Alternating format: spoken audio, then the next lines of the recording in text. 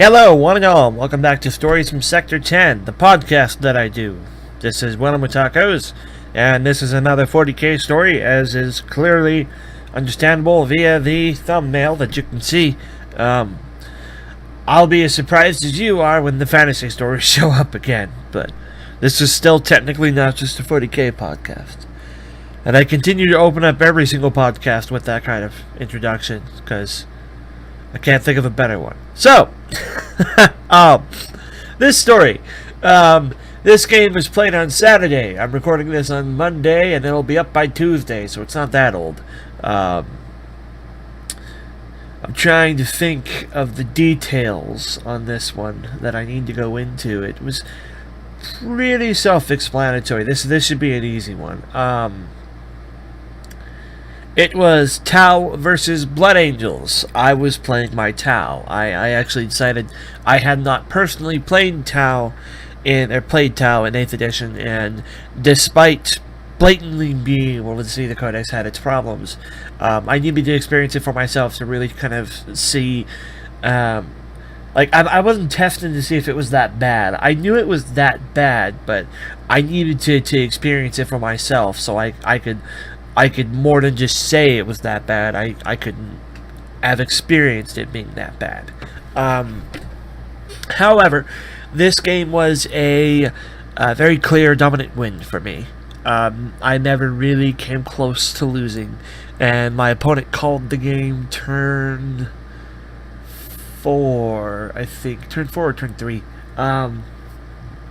Excuse me. So we did Tau versus Blood Angels, and we played a 60 PowerPoint game. I brought 2 broadsides. I brought 3 full strike teams with pulse rifles. I brought an ethereal. I brought a fireblade. And I brought a 12-man unit of shield drones that I then deployed around all 3 of my strike teams so that they would all have shield drones to do savior protocols, and it wasn't one unit giving it easy first blood like the 2-drone system is now, which is terrible. And I brought a unit of Kroot with a Kroot Shaper and a unit of Pathfinders. That is everything. Oh no, and I brought a unit of Crisis Suits. He had, and I'm going to get a lot of this wrong because it's Primaris stuff, he had a unit of Hellblasters he combat squatted into 2. He had 2 teams of Reavers. He had 1 team of Intercessors. 1 team of the specialized Blood Angel jetpack folks that I don't know the name of. They're their version of Vanguard vets. And a captain in Gravis armor. And I think that was it. Yeah, I think that was it. This particular Blood Angels player is relatively new to the game. He's not new. He's new to actually owning models. No, this guy's played before, but he typically borrows. But the Blood Angels he was playing today were his and his own. The reason I bring this up is because part of the reason I had such a clear dominant win was because of a lot of mistakes he made. And in my defense, when we started the game, he specifically said, I don't want you to correct me on the mistakes I'm making because I need to make them and have bad things happen in order for me to learn from them. And I did okay that, like, I did confirm, like, are you sure that's what you want? And that is what he wanted. So there were a couple of big mistakes. One big mistake in particular he made this game that I feel is the reason I won. I don't feel it's because of any particular strength of the Tau Codex. So here's what happened. I did say he made a couple of mistakes, and he did, but it's one particular mistake that I think cost him the match, and it's an easy thing to fall into with Tau. It is the same trick I pull on dozens of players. and it does usually work the first time. But anybody who's played against my particular Tau more than once knows not to do this. Like knows not to fall for this trick ever again. I play Gunline Tau. As you would know if you've seen my other podcast videos where I play Tau. I play Gunline Tau. I have always played Gunline Tau. Back when I started them in 6th. I have never been... I didn't get into Tau because of suits. The suits did not appeal to me. I've never been a big Gundam fan. I field them because I don't mind them. They don't offend me. I don't think they're ugly or anything. But I'm not a Gundam fan. I just don't mind it. I don't hate it, but I don't mind it. Like, I don't go out of my way to like them. I like Fire Warriors, now known as Strike Teams. I've always liked Fire Warriors. I saw the picture of a Fire Warrior and thought that was cool. And then I started reading the fluff, and I love Tau fluff and lore. That's the big reason I still like Tau. But when I play Tau, when I'm feeling terrible for some reason, when I play Tau, I play Gunline Tau. So that's why I didn't bring any commanders, because if I can help it, I don't, and I could help it here. I didn't bring any commanders, which are probably already making some Tau players scream at me in frustration. No commanders. I had 3 crisis suits and my broadsides, and those are the only suits I have. And I love broadsides because they're gunline. They stand still and shoot things. I only bought the crisis suits because I thought it would be like the crisis suits were like the last thing on my list.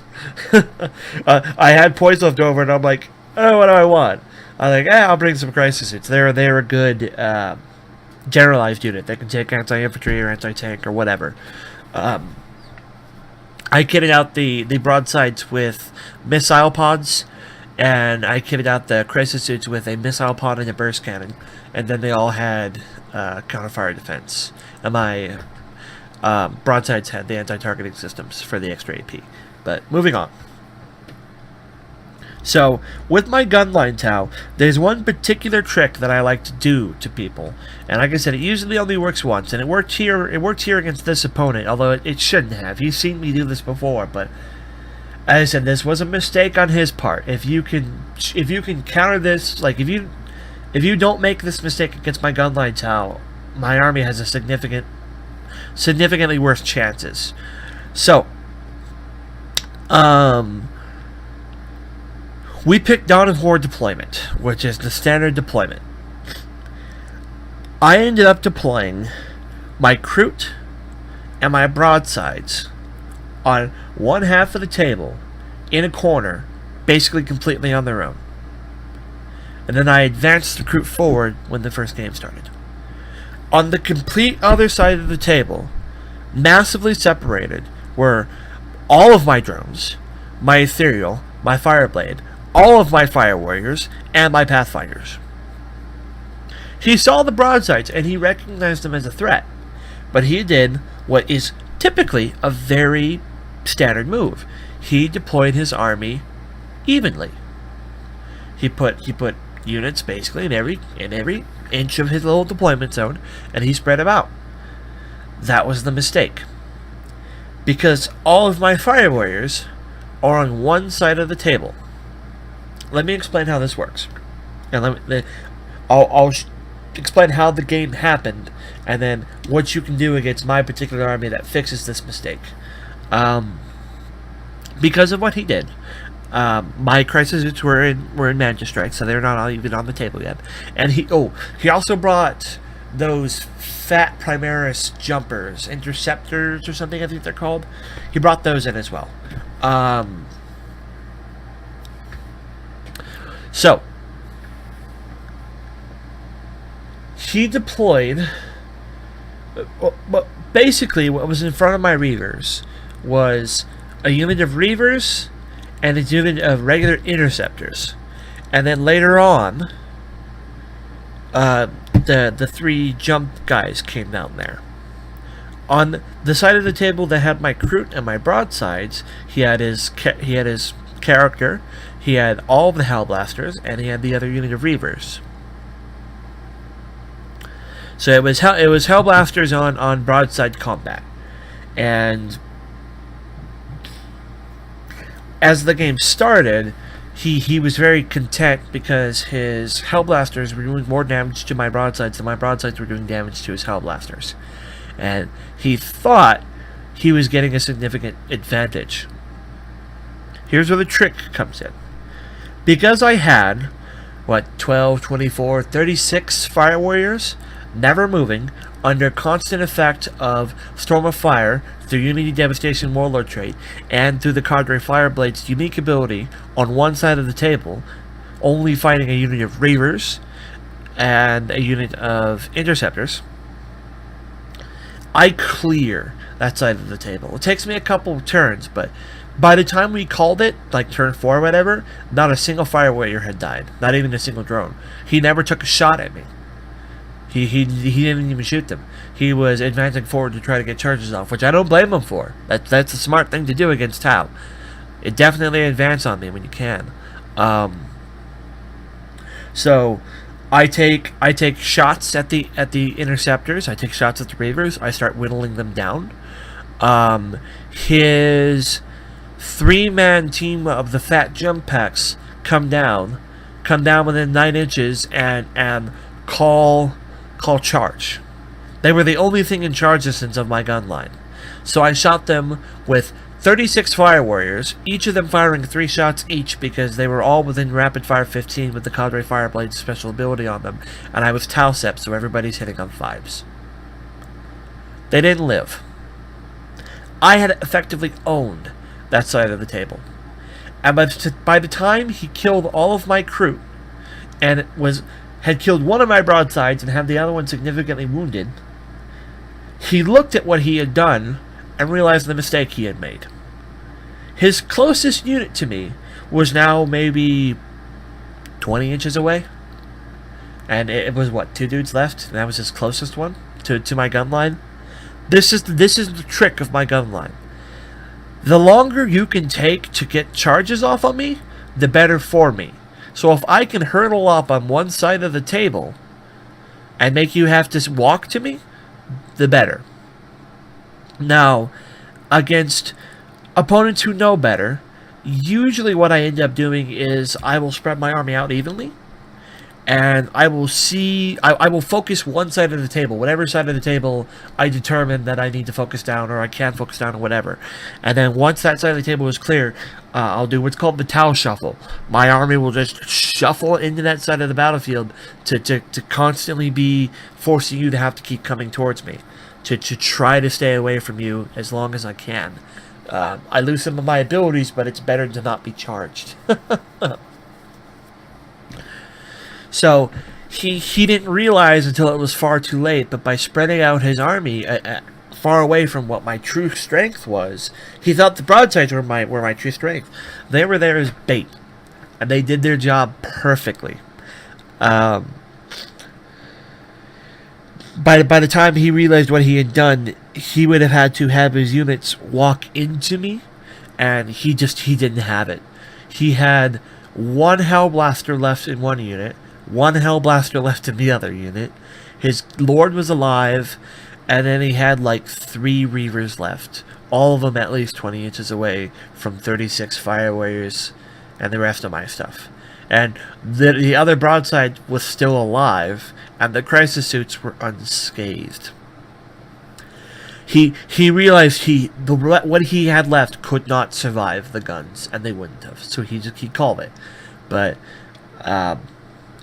it was definitely a learner's mistake on his part, and I would have corrected him on it if he wanted me to, but he told me he wanted to learn that way. He wasn't discouraged by it. He played another game against a different opponent and lost even harder, but that's because the other opponent he was fighting was Dark Eldar, and you don't win against Dark Eldar. But not unless you're Space Wolves, apparently. The Space Wolf player managed to beat the guy, but that's a different story, and that story I'm not going to tell here on this podcast because it's not my story. But yeah. The Tau gun line is basically what it was. I feel bad for people who play a lot of suits like the other Tau player we kind of have here.